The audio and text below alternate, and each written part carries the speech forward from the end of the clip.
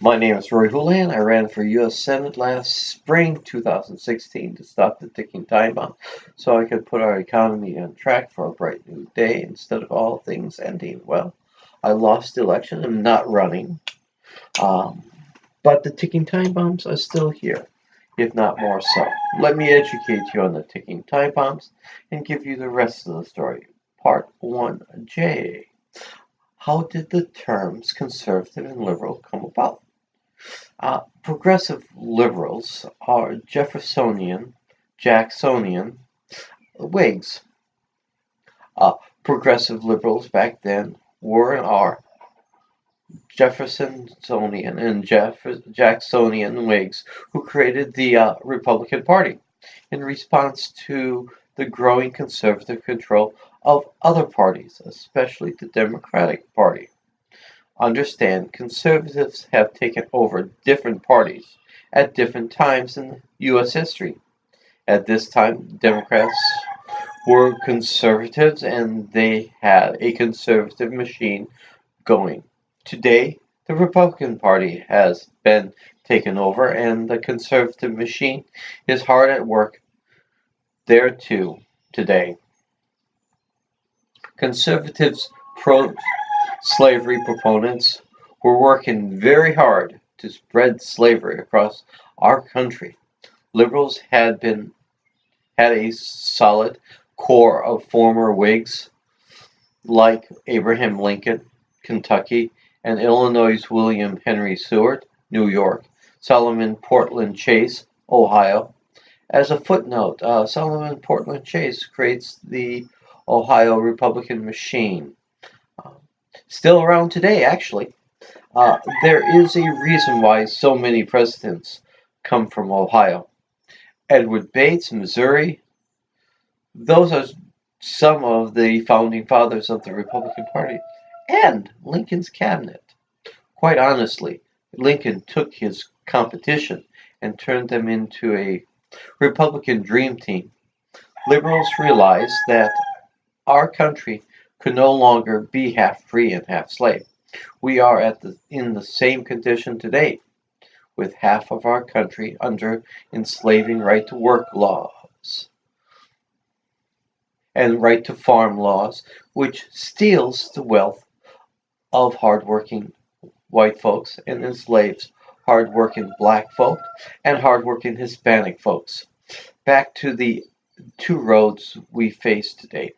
One of superior goods, better and better, and the other always lower price, inferior goods, poor and poorer, worse and worser.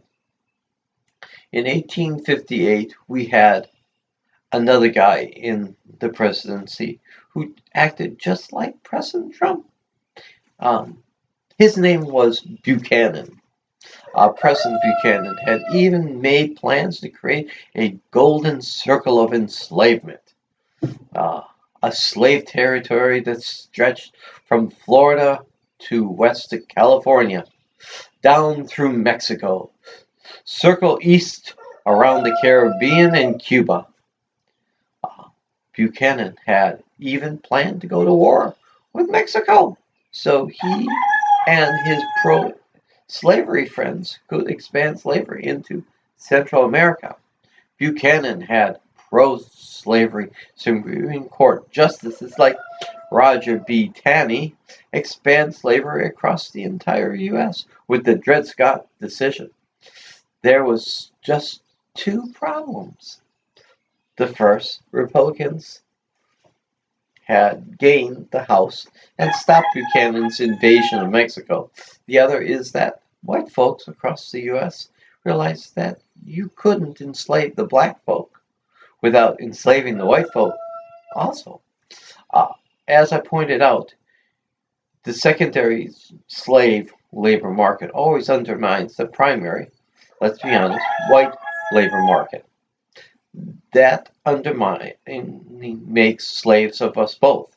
So the only solution that makes sense is to just have one primary labor market, something that Martin Luther King realized and worked towards until his assassination.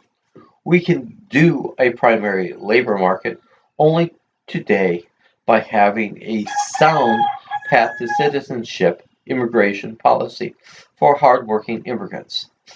Remember, Lincoln liberals stand for incorporating and not alienating. Back then, too, independent print media told folks of President Buchanan's follies and kept the folks informed. Don't you think pro-enslaving media called this information fake news too? George Norris, Nebraska Republican. The success of democracy and our experiment in self-government depends on a lot more than ideas, eloquence, and charisma. Democracy needs men and women who value competency, effort, and development of the skills needed to do the work. We need to take back our government. We need good folk to take point instead of taking a back seat. We have done in the past, let's be honest. All this negative campaigning does is to keep good folk out of government. Remember, our democracy is of the people, and our democracy needs to be of the good folk to be running. You have a good and blessed day. Bye.